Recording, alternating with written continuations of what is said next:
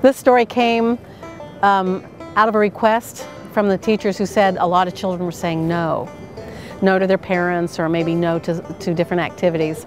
And so for that morning circle, I decided to tell a story about yes. And so I asked the children, show me a face that looks like no. And the face was all scrunched up. Then show me a face that says yes. And they just opened up, mouth. They were so elated, so beautiful to see. So I said, well, why don't you show me with your body how you can make a yes body? And so they just stretched their hands up and said, yes. So I was so inspired by their response that I decided to make up a story called The Y Tree. And I said, once upon a time, there were two beautiful Y trees. Their branches were spread open, and in those branches, there were all kinds of creatures that lived there. They were beautiful Y trees, the kind of tree where you could sit in the shade, you can climb the tree and sit in its branches. And then one spring, there were two little baby Y trees, and they were called saplings. And these little saplings grew up again, like a little Y, and they both knew, I am destined to be a Y tree. That is my destiny. I will become a Y tree one day.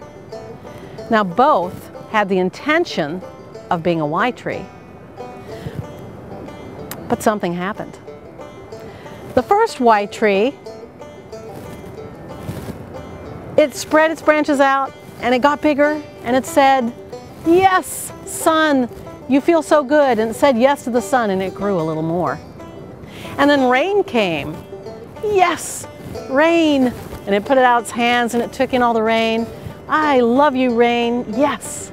And then even the wind, even the snow came, and Y tree continued to say yes, and grew like a Y tree would. Now, number two sapling, it knew that it was to be a Y tree too. But for some reason, when the sun came, Y tree began to complain. I don't like the sun. You're too hot.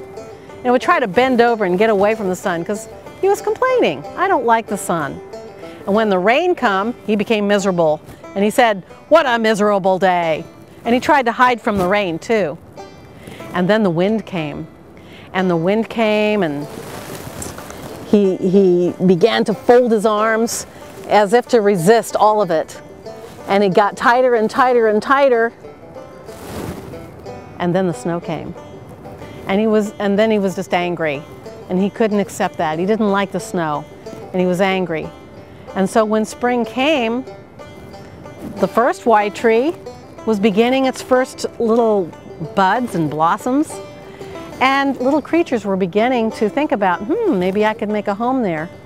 But in second little sapling Y tree, nobody came. Nobody wanted to live in him because he was all gnarled together. And he didn't have any space to receive anybody else. No nest could go there, no bird could fly and really land well. And so, this little Y tree was all alone. He thought about that and thought, oh well, it's okay. I don't need anybody anyway. But as the summer progressed, he became sadder and sadder, and he watched his brother tree, creatures coming, rabbits were beginning to live underneath its roots, and the birds were making nests now, and he got really sad. So the seasons changed, and the sun came and left, and the wind came, and the sleet, and the snow. And during that time, little Y tree said, you know, I don't like myself very much. I think I really wish I was a Y tree. And with that, he said yes for the first time. He said yes to the snow, and yes to the wind, and yes to the sleet, and it did come, and it came hard. And he still said yes. And he said yes so much that suddenly his branches broke. But he said, well, at least I have a companion. I have snow, and I have ice, and I'm not alone, so I think I'll let it go. I think it's okay. Well, the surprise came when spring came, and there was his brother tree growing again with brand new leaves. But this gnarled Y tree that had split in half during the winter, something was happening. Now, he was beginning to grow his Y branches again because he was able to say yes. And from then on, all the creatures gathered and celebrated and said, "Yes, Y tree's back!" And they all settled and sang in his branches. The end.